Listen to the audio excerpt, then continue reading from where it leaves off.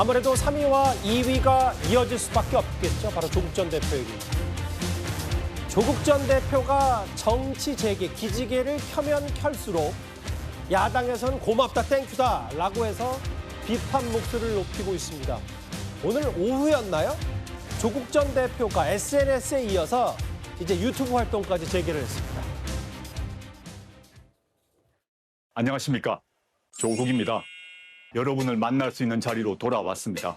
이재명 대통령님을 비롯해 많은 분들께 다시 한번 감사 인사드립니다. 실시간으로 함께 호흡할 수 있는 라이브 방송도 해볼 생각입니다. 워낙에 제가 노잼이어서 어떨지 모르겠습니다.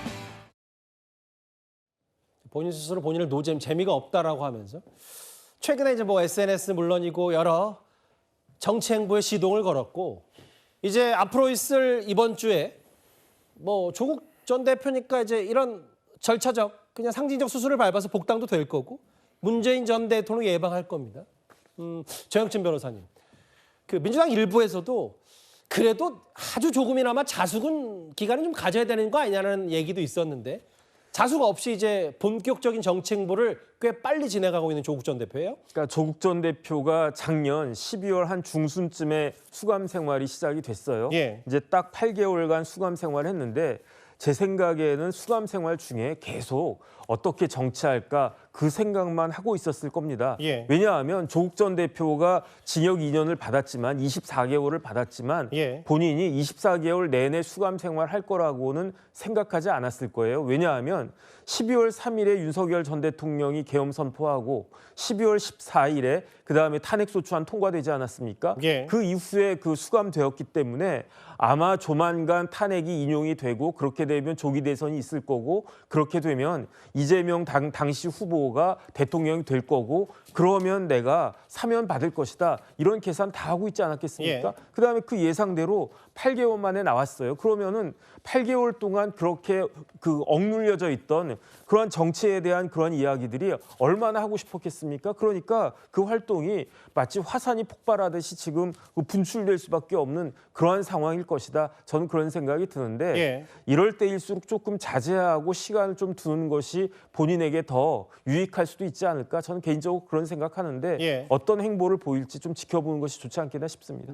근데 이제 정영진 변호사 개인적으로는 뭐 조언 아닌 조언을 시간을 좀 가졌으면 좋겠다라고 얘기를 했지만 조 전 대표는 일단 시동을 제대로 건 것 같고요. 유튜브도 시작했고 본인의 그 SNS 메시지인가요? 뭐 그 여기에도 아예 프로필 사진까지 바꿨어요.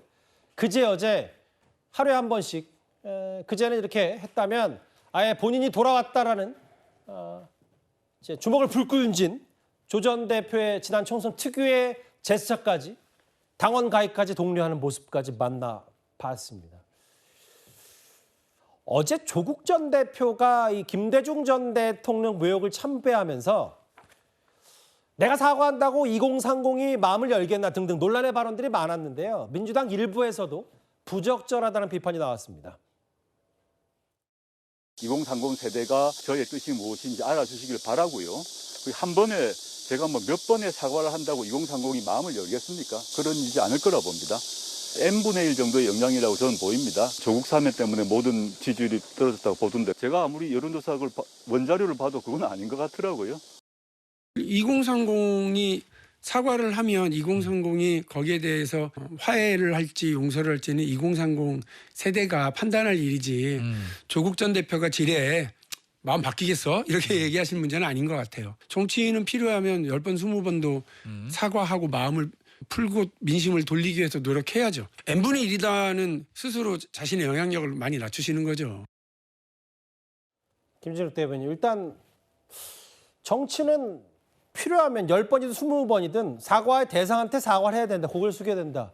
박용진 전 의원의 지적을 어떻게 들으셨어요? 뭐 옳은 얘기죠. 저희가 지금 국민의힘에게 지난 12.3 비상기업 내란 옹호 이 부분에 대해서 끊임없이 국민들에게 진정성 있는 사과를 해야 된다라고 요구하고 있는 것도 사실은 이런 측면이 있는 것 아니겠습니까? 예. 결국 국민들께서 이제 됐다, 그만해라, 그만해도 되겠다라고 얘기할 때까지 결국 다가서고 계속해서 진정성을 보이는 것, 이것이 정치인들이 할 수 있는 가장 유일한 최선의 길이 아니겠느냐라는 얘기는 이미 정치권 사회에서는 아주 상식적인 얘기인 것이죠. 그런 부분들에 대해서 내가 뭐 얼만큼까지 할 수 있을지 모르겠다 이렇게 얘기하는 것도 아닌 것 같고, 특히 내가 이제 최선을 다해서 평가는 결국은 그분들이 하는 거 아니냐, 이건 약간 좀 오만해 보일 수 있는 자세이기 때문에 이런 부분들에 대해서 보다 더 겸손하고 보다 더 진정성 있게 다가서려고 하는 노력, 그런 노력들이 보여야 되는데, 그런 부분들에 있어서 첫 조국 대표의 메시지에서는 그런 부분은 좀 부족한 거 아니냐, 이런 비판이 나올 수밖에 없는 대목이라고 김재욱 대변인께서도 지금 뭐 진정성 얘기를 했으니까 시간을 좀 두고 자숙을 했었어야 된다고 보세요? 이 정치적 활동을 언제 어떤 방식으로 재개할 것이냐 하는 부분에 대해서는 제가 뭐라고 드릴 말씀은 없습니다. 예. 다만 그 과정들 속에서 그래도 그 조국 전 대표가 얘기했듯이 비판하는 것까지 다 끌어안고 가겠다라고 얘기하신다면 예. 그 비판에 대해서도 일정하게 귀 기울이는 그런 모습은 좀 필요하지 않았나, 이렇게 생각을 하고 있습니다. 뭐 일명을 요구한 민주당 사람들 중에 사면 복권 사흘 만에 사실상 내년 지방선거든 혹은 보궐선거든 출마선언 모양새 좋지 않다. 최근에 지지율 하락은 조국 문제 때문이라고 해도 이상할 게 없다라고 민주당 익명을 요구한 이 두 사람은 이렇게 얘기했는데 다음 화면을 볼게요. 근데 최진봉 교수님, 신장식 의원 생각은 좀 다른 것 같아서 이춘석 의원 혹은 주식시장 관련 부정적으로 해석한 분들 때문에 일부 이탈이 있었던 거지, 조국 전 대표 때문에 이재명 대통령 정부 여당 지지율이 떨어진 거 아니냐, 이렇게 얘기를 하네요. 그거는 맞지 않는 얘기 같고요. 조국 전 대표도 그렇게 얘기하잖아요. n분의 1이라고 표현을 했지만 예. 본인이 사면 받은 것이 일정 부분 영향을 미쳤을 것이라고 조국 전 대표도 저는 인정하고 있는 거라고 생각해요. 예. 그리고 이건 누가 봐도 상식적으로 조국 전 대표 사면이 분명히 영향을 미쳤죠. 그건 뭐 전혀 안 미쳤다고 얘기하면 저는 그건 말이 안 된다고 생각해요. 물론 이춘석 지금 의원의 문제도 영향을 미쳤고요. 그러니까 예. 종합적으로 영향을 미쳐서 지지율 하락이 일어난 것이지 조국 전 대표 건이 사면건이 전혀 영향을 미치지 않았다고 생각하는 잘못된 생각이고요. 예. 저는 이 부분도 분명히 영향을 미친 거 맞습니다. 그리고 뭐 이재명 대통령도 어느 정도 이거는 감수하고 가셨다고 저는 생각해요. 예. 그렇기 때문에 언젠가는 치러야 될 일이고 그것이 지금 시점이었다고 저는 생각을 하고요.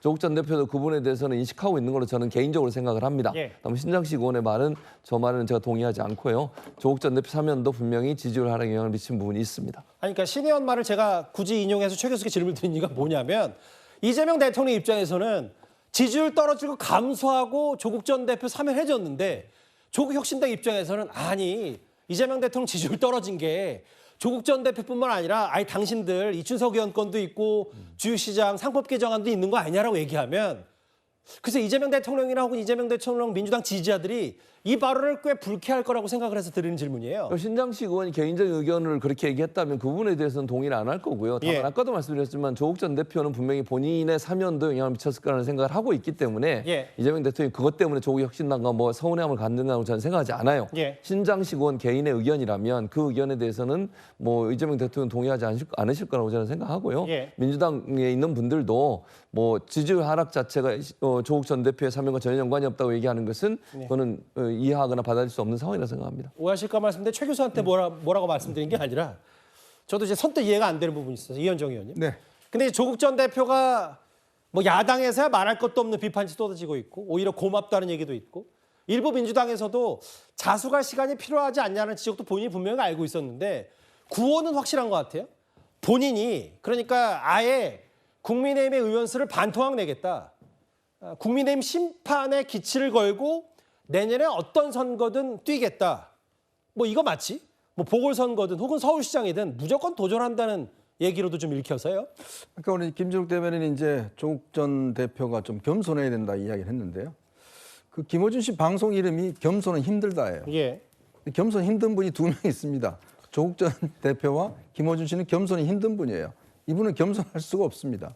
자, 그렇기 때문에 자기 그냥 하는 대로 간다라는 생각이 들고 그리고 이제 문제는 제가 알기로 아마 민주당 내부에서도 굉장히 불만이 많은 것 같습니다. 지금 뭐 최고위원 회의에서도 굉장히 이 문제 가지고 논란이 있었다는 이야기도 있고, 특히 이제 민주당 지도부에서도 조국 전 대표의 최근의 행보를 두고서도 굉장히 부글부글 끓고 있다는 이야기가 많아요. 왜냐하면 지금 본인이 이야기하잖아요. 아예 국민의힘을 그냥 제로로 만들고 싶다라고 이야기를 하잖아요.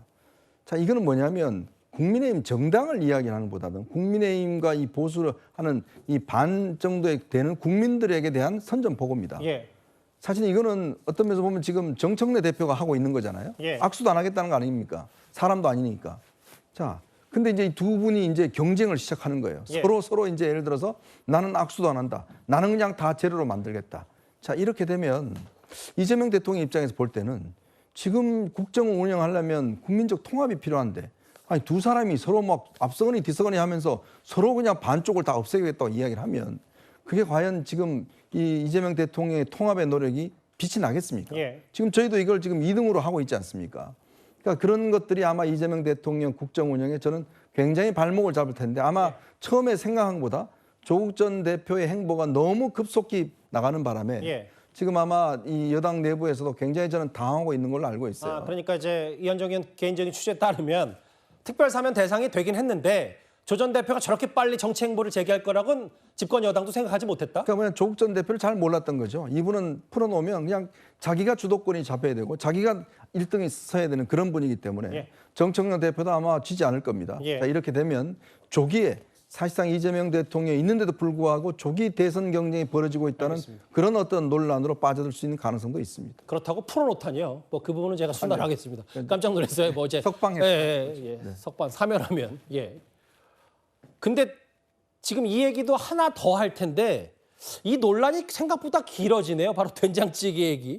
조국 혁신당에서도 이런 얘기를 했습니다. 직접 한번 들어볼까요?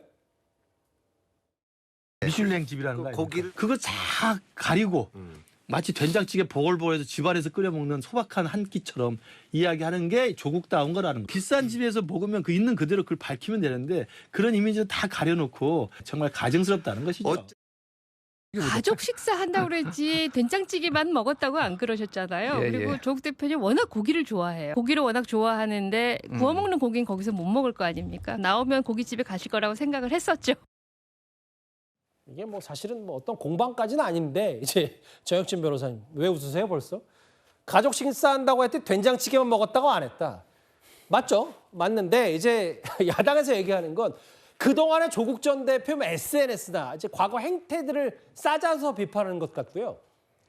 글쎄요, 뭐 저도 고기 좋아합니다. 그런데 조국 대표도 고기 좋아한다라고 하니까 동질감 느껴지는데 그런데 사진 올린 거 보면은 된장찌개 사진만 올렸잖아요. 그러니까 제 생각에는 이왕이면 좋아하는 고기 사진까지 올렸으면 더 좋았겠다. 일단은 그 정도 생각이 들고요. 그냥 이런 논란 더 이상 하지 말고 그냥 대응하지 말고 가만히 있고 넘어갔으면 좋겠다. 이게 어떻게 우리나라 정치의 수준이 이 정도밖에 안 되는 걸 갖다가 보여주는 모습 아닌가 그런 느낌 듭니다. 알겠습니다. SNS에 이어서 유튜브도 재개한 조국 전 대표 특별사면 이후의 광폭 행보입니다. 지금까지 들은 여러분들의 목소리를 만나볼까요? 첫 번째 댓글입니다. 세상 인심이 점점 팍팍해진다. 아마 이게 택배기사 통행료 논란 이걸 말씀하신 것 같고요. 예. 19년 전 딸 잃은 부모에게 등신대는 목숨줄이다. 그걸 어떻게 훼손할 수 있냐라고 하셨어요. 정권이 바뀐 게 실감이 난다. 세상이 바뀌었네라고 하셨습니다. 예. 법이 정치에 무릎을 꿇고 있네. 아마 김용 전 부원장의 보석 인용 이거를 좀 비판하신 것 같은데요. 마지막 보겠습니다. 한 번 한 말은 주워 담기 힘들다. 말하기 전에 신중해야 된다. 최기준 교육부 장관 후보자 본인이 좀 가벼운 처신이라고 했는데 너무 쉽게 뒤집은 건 아닌지 모르겠습니다. 댓글 5개 모두 감사드립니다.